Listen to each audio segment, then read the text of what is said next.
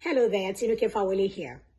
So today we're answering the question, what sex education do you give to a 2-year-old or a 5-year-old?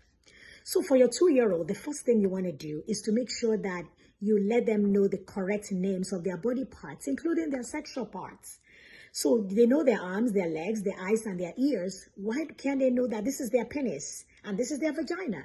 You don't have to call them funny names like choo-choo or something like that, because when we begin to do that, then our children begin to attach some mystery to these parts. And then the shaming and the secrecy begins. Because why should I know that this is truly my arm and my eyes, but my penis is called something else? So let them know this is your penis, this is your vagina, just as they know other parts of their bodies.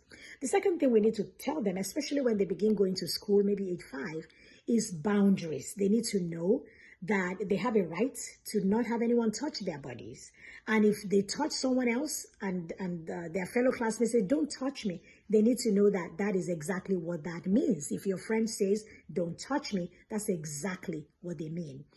And they need to know that it's only the parents that have the right to touch them. Maybe when we are giving them their bath or something like that.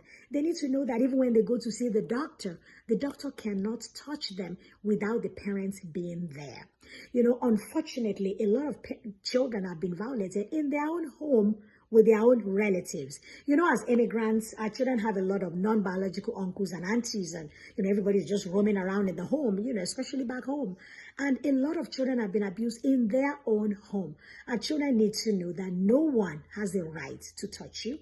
And if anyone touches you inappropriately in those places, I need to know. You know, our children need to know where we stand. In many instances, children have been violated in their homes, but they haven't been able to tell their parents because the parents never had the discussion with them. So they had no idea what their parents would think. They had no idea, you know, whether their parents will even reprimand them, because maybe the violator has said, don't tell anyone. If you tell anyone, you know, they will reprimand you, or I'll do something to harm you or anything like that. They can fall for that because they never heard from their own parents. So as parents, we need to let our children know no one has the right to touch you. If anyone touches you inappropriately, I need to know about it. You haven't done anything wrong. Just come to tell me about it, no matter who it is.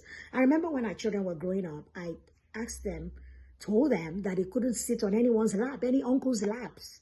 That it didn't matter who the person was. If it's not your mom and dad, you don't sit on their laps. I told my daughters, you don't sit on any man's laps.